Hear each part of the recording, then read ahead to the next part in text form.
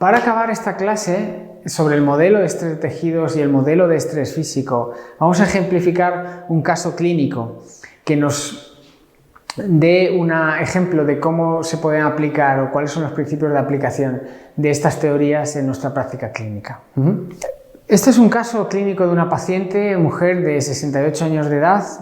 Ella presenta dolor en la zona del tobillo interno, en el pie izquierdo, de aproximadamente unos 5 meses de evolución. La paciente refiere que el dolor mejora con el reposo y mejora parcialmente cuando toma antiinflamatorios, pero lleva 5 meses y no termina de irse. Ella refiere dolor matutino en los primeros pasos de la mañana. Cuando camina, refiere que calienta la zona y que va un poco mejor, pero que cuando ya lleva un rato andando, generalmente suele ser en torno a 15 minutos, el dolor empieza y le obliga a parar o a ceder, ¿no? Ella localiza el dolor en la zona interna, que podría estar localizado, según nuestra exploración, en la localización del tendón tibial posterior, y la paciente, refiere la sensación de que el pie se le vuelca hacia adentro. Ella refiere que el pie se le tiende a volcar hacia adentro. No tiene antecedentes médico-quirúrgicos ni ortopédicos de interés. Únicamente sí que se señala que en los últimos análisis que se realizó tuvo un aumento de la glucosa en sangre y su médico de atención primaria le recomendó comenzar a hacer algo más de deporte. Ella llevaba una vida más sedentaria y le ha recomendado comenzar a caminar de forma habitual. Ella comenzó una práctica deportiva de caminar de forma rápida y lo hacía 2 horas al día, a andar. Ella refiere que fue a partir de entonces cuando empezó a notar este tipo de dolor en el tendón, ¿no? Este siempre es un aspecto fundamental de la exploración de estos pacientes. Siempre existe un aumento de la carga y ese es un aumento puntual. Bajo el prisma de estrés de tejidos, si somos hábiles en nuestra anamnesis, si somos capaces de hacer una buena anamnesis del paciente, descubriremos que prácticamente en la mayoría de los problemas musculoesqueléticos existe un aumento de la carga o de la solidarización mecánica del estrés del tejido. A veces el paciente es consciente de ello y muchas veces el paciente no es consciente de ello, pero es importante que preguntemos en nuestro análisis para entenderlo. En este caso, la paciente sí lo relaciona de forma directa con este aumento de la práctica deportiva, que es aproximadamente 2 horas al día al caminar. Esta es la imagen clínica de la paciente en carga, es el tobillo izquierdo el que molesta, se encuentra en una posición más pronada, el pie izquierdo que el pie derecho, en una visión posterior y también en una visión anterior. En nuestra exploración localizamos el dolor en el recorrido del tendón tibial posterior y la palpación directa del tendón es dolorosa. La valoración del tendón tibial posterior de la fuerza es de 4 sobre una escala de 5, es decir, el tendón no está ausente y tiene fuerza, pero no tiene una fuerza exactamente igual que en el miembro contralateral. Y de hecho es doloroso a esa maniobra a la vez que se palpa, ¿no? Tiene una posición de mayor pronación en el pie izquierdo con un FPI en el derecho de 6 y en el izquierdo de 9 y la localización del eje de la articulación subastralina es medialmente desviado. Digamos que hay una posición medializada del eje de la articulación subastralina, como podemos ver en esta imagen de aquí. El paciente al caminar tiene esta posición del pie en pronación y tiene un aumento de los momentos pronadores al caminar, es clara y evidente. Es decir, si viéndolo desde la perspectiva del modelo de localización del eje, las fuerzas reactivas del suelo van a producir un momento pronador principalmente y los músculos supinadores tienen un brazo de palanca menor y el momento supinador que realizan es menor.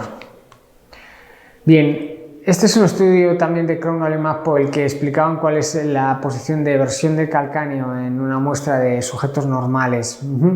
Y digamos que si la gráfica que se ve arriba en la zona superior de la diapositiva muestra cuál sería el movimiento normal de la articulación o del calcáneo, la posición de calcáneo en inversión y en eversión.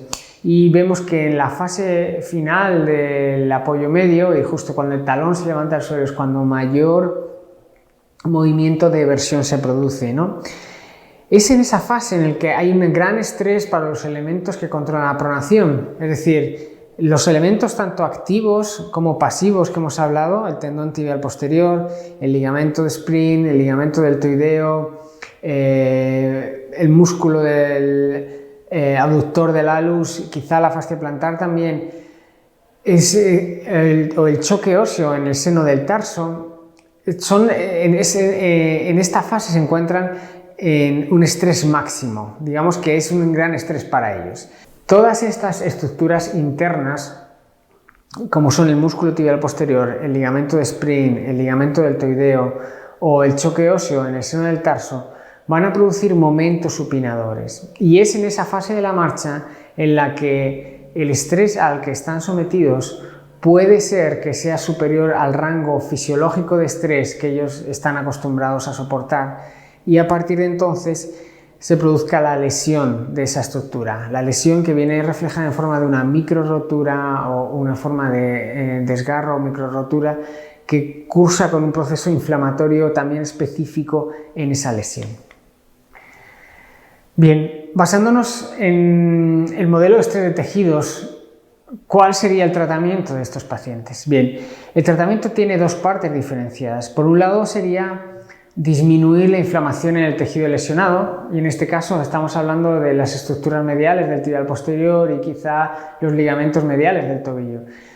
La crioterapia con hielo, como 10-15 minutos, aproximadamente 2-3 veces al día, es un tratamiento eficaz que ayuda a reducir la inflamación y el dolor en dicha zona.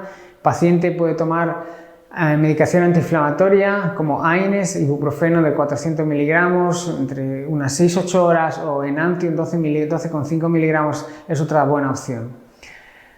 El tratamiento con corticoides es un tema especialmente controvertido, especialmente en el tratamiento de lesiones tendinosas.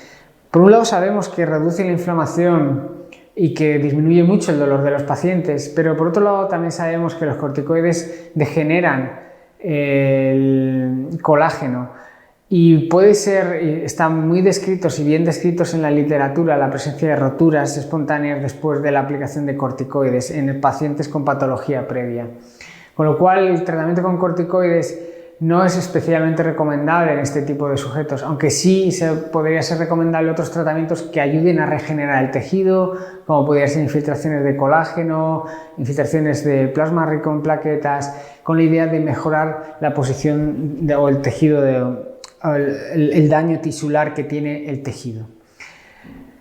Independientemente de esto, el paso siguiente digamos el paso más importante según la teoría de estrés de tejidos sería reducir el estrés de tejidos, ¿vale?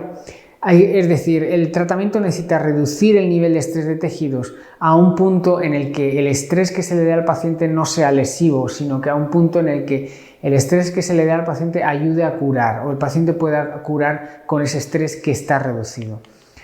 ¿Cuáles son las claves? Evidentemente, el paciente tiene que parar su actividad. Se recomienda reposo con modificación de la actividad. Muchos pacientes se quejan que tienen que andar y tienen que seguir andando y no cumplen bien el tratamiento por su imposibilidad de parar, y tienen razón, pero podemos cambiar la actividad, hacer natación, proporcionar bicicleta, etc. Plantillas, y en este caso las plantillas son el mejor aliado que tenemos para reducir el estrés. ¿Qué hacen las plantillas o cuál es el objetivo de las plantillas? Primero, las plantillas aumentan los momentos supinadores externos del suelo, de las fuerzas reactivas del suelo, con lo cual el paciente reduce los momentos supinadores internos, su tibial posterior, sus ligamentos, su choque óseo, se ve reducido porque la plantilla suplementa eso. Ayuda a reducir la tensión en el tibial posterior, y esto se puede hacer con un medial heel skive, aleta interna, cazoletas altas, materiales con más contención o más rígidos. Y esta es una imagen del Dr. Kevin Kirby que nos explica cuál es el efecto que tiene medial heel skive y la cuña supinadora en un paciente con disfunción del tibial posterior. En la imagen de la derecha vemos que las fuerzas reactivas del suelo con una plantilla estándar caen laterales al eje de la articulación substraína, pero con un brazo de palanca muy pequeño, es decir, el momento supinador que generan es muy escaso. Sin embargo, en la imagen de la derecha vemos cómo las fuerzas reactivas del suelo caen mucho más mediales al eje de la articulación subastragalina, con lo cual el momento supinador externo que realiza ahora las fuerzas reactivas del suelo es mucho más importante. Como ya hemos dicho, esto ayuda a reducir el estrés interno o en los momentos internos que realiza el paciente. Y esto, al reducir el estrés en el tejido, favorece la curación del tejido. Aparte de la órtesis plantar, podemos utilizar vendajes funcionales de tipo high-day tape, recomendaciones sobre el calzado. Generalmente una bota alta con una sujeción por encima de los maleolos ayuda y estabiliza mucho más que una bota baja y ayuda a hacer momentos supinadores mayores, a controlar la pronación. Una tobillera con sujeción por encima del tobillo también puede ayudar a cumplir esa función.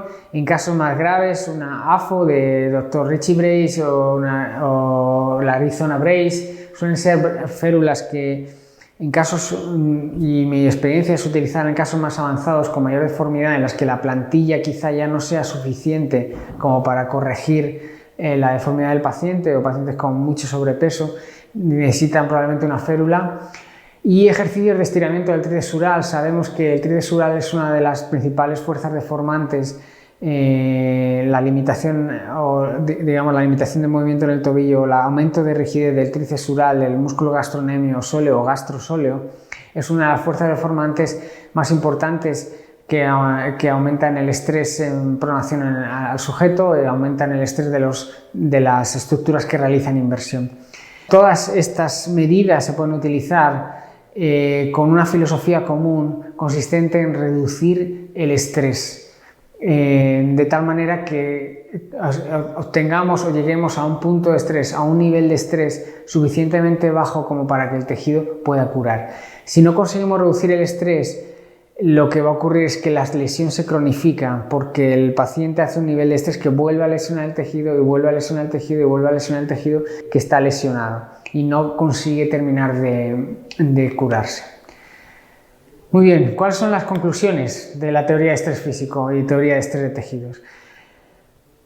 Este es un modelo que nos ayuda a entender mejor el funcionamiento del pie, nos ayuda a entender mejor la patología del pie concreta y nos ayuda a entender mejor las deformidades mecánicas que se producen en el pie y miembro inferior. Se basa en un modelo de esfuerzo o de sobreestrés tisular, y esto explica cómo se produce patología concreta y cómo podemos hacer para que esta patología concreta se cure. Es compatible con otras teorías, es decir, este modelo de estrés de tejidos apareció para complementar la teoría de Ruth, nos ayuda con la teoría de Ruth, es muy buen complemento a la teoría de localización del eje y equilibrio del eje de la articulación subastragalina, es muy bien compatible con la teoría de centro de presiones del Dr. Fuller, y nos explica el concepto que es realmente importante de que la respuesta de los tejidos al estrés es predecible y es monitorizable. Podemos predecir cómo va a responder el tejido a un estrés, y eso podemos monitorizarlo, y eso podemos usarlo en nuestro beneficio cuando hagamos tratamientos o planteemos tratamientos, ¿no?